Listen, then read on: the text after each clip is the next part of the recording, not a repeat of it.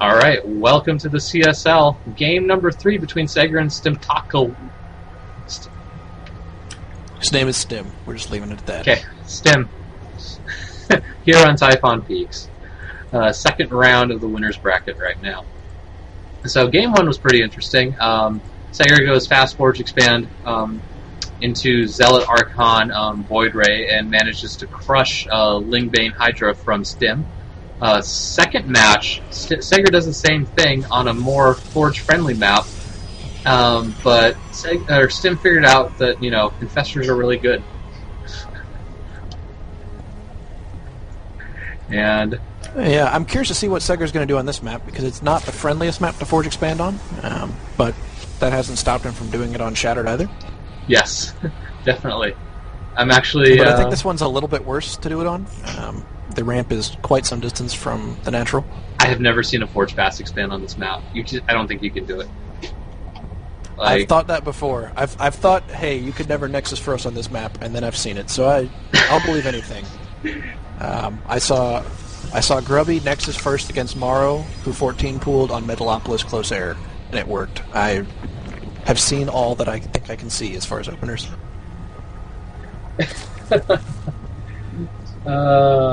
Yeah, that's Grubby for you. And it wasn't like Morrow didn't try to punish it. He sent Lings. So how's Grubby doing anyways? I don't know. I haven't seen him play much lately. I know he had some tournament series, actually, that were on the Team Liquid stream the other week. Yeah, he had a Grubby tournament thingy. That was kind of neat. I wonder, he didn't he's not doing WCG Warcraft 3, is he? He didn't do the full moon? Not to my knowledge. He did pretty good at the WCG's qualifiers for StarCraft 2. Oh, okay. I think he got second or something there. But to my knowledge, he's done with Warcraft 3, but I'm not sure. Makes sense. Looks like Stim's going to go hatch pool. Or pool hatch, I'm sorry. Kind of a tweener probably build. A solid choice, considering the number of cannons that have had a propensity to show up as natural. Yes, indeed. But this time, Seger's not going to have any of that. He's going pretty standard here at Gateway Cyberpunk. Yeah, it's a good choice on this map. I don't think it's really viable to Forge Expand in this situation. Yeah, and unfortunately for Stim... And the 3-gate Expand is nice and safe. Yeah, unfortunately for Stim, he's going to scout him last, so he's not going to know that juicy bit of information, know that he's indeed safe for all foreseeable future. Looks like this probe is taking the happiest trip ever. I can foresee a future within the next 3 minutes in which he could no longer be safe. Fair enough. First Zealot comes out. It's just going to block the wall. And then what are we going to make out of the second one? Looks like going to be the Stalker. Looks like Sega took his second gas too, although Stim still doesn't know that either. A very late gas from Stim, actually. I think he was really worried about those cannons. Well, if you're not planning on being aggressive with your initial lings, you don't really need the gas to hold off any sort of early play. This is true. As long as you know there's not some sort of crazy stalker rush coming. Yeah, and I was going to say he should use that money to invest in a second queen at his main, or his natural, but looks like he's doing that at his main instead. He's going to transfer over. So good. Stim's gonna drone up here. It's going to kind of be a boring opening. Oh, by boring I meant, look, there's a Twilight Council, so there's probably going to be some DTs. What's up? Yeah, I smell DT. Although a Forge, so maybe it's going to be some sort of weird 1 base +1 Blink Stalker. I'm now a little confused. Alright, this is going to be the most heroic... Never mind. I was going to say that Overlord is going to get a chance to spot the Twilight Council, but the Stalker's here to greet it. So Stim's not going to know. He really needs to poke up the front. It looks like he has the Lings there, but I'm not sure he's been poking up the front to see that's indeed Stalker with no sentries behind it. That's a sure sign that DTs are on the way or some sort of gas-heavy play. Yeah, he's going to have to know something's up because Sega is not starting to poke down the ramp with sentries to start an expo at this time, and it's about that time of the game. He still has about 30 seconds or so, so theoretically he could hold off, but looks like Stim's going to be the responsible Zerg drone up. Looks like one spine going down. He sniffs his psychic senses tell him indeed that it's DTs or airplay, either of which spores are a good idea against. Yep, when 7 minutes rolls around and I have not seen my Protoss opponent attempt to expand, I tend to get a little nervous myself. Yeah, this is actually not going to be too good for Sager. Stim's going to be very ready for any kind of DT shenanigans, although he hasn't dropped his core in his main yet. And then maybe able to sneak right up the ramp, tank a couple hits, and then get in the mineral line at the main. Yeah, definitely has that possibility, but nope, never mind. Stim, being the intelligence orc, he's going to wall off with his 2 queens. Or I guess 2 of his 3 queens, rather. He's going to go for layer 2. Just to seal the deal, but what's his tech choice? I'm feeling like it's going to be some kind of ground-based play, it's looking like a little bit Ling Baneling with maybe drop, because we got the melee upgrade going. He's got a second Evo going down, so I could see him using that for Carapace, which then sets him up nicely to use Ling Baneling or something like Baneling drop plus Roach. Looks like Sager's going to push out here, try to give his DTs some cover. But we'll see if the spines and the spores actually deter him from going in. Here we go. 3 DTs going through the map, going for the ramp. Poke. Poke!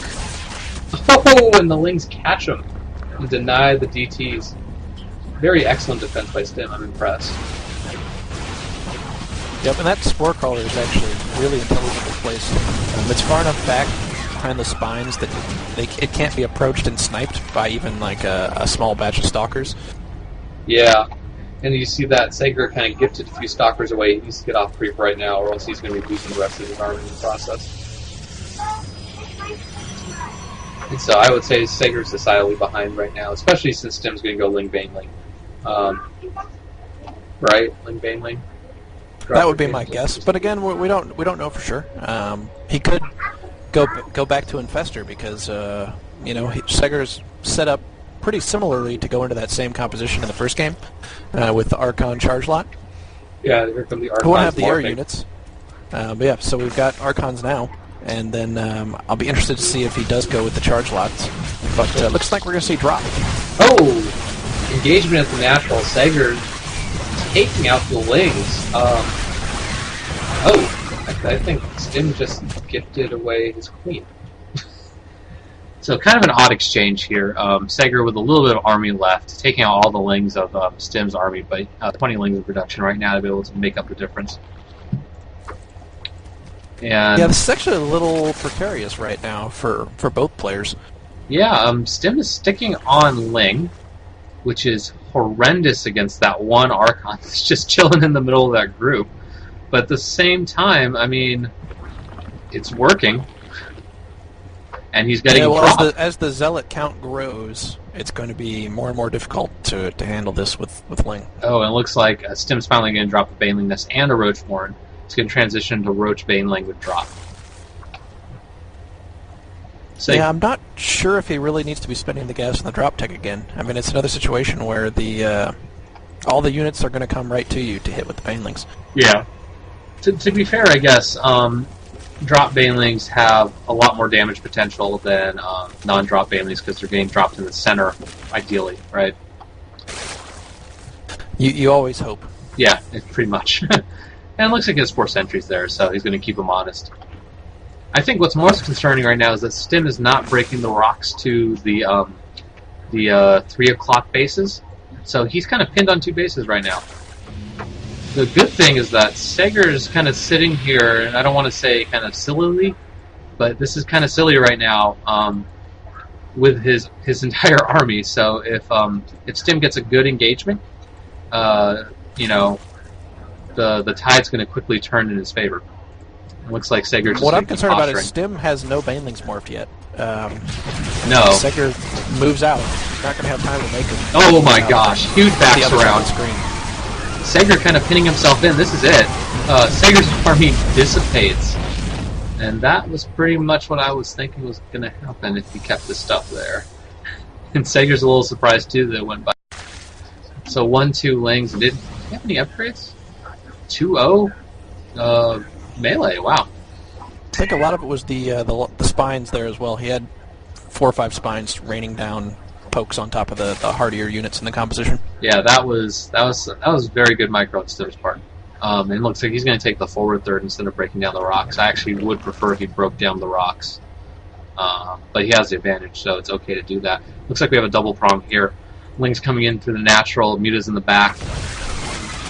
Looks like the Lings are just going to engage. The Mutas are going to chill. Oh, and this time it looks like Sager's going to get the upper hand because of those 3 DTs there. And, oh. Sager's in a world of hurt. 12 Mutas raining down pain all over Sager's base. I don't think he can come back from this. Yep, and there's the GG.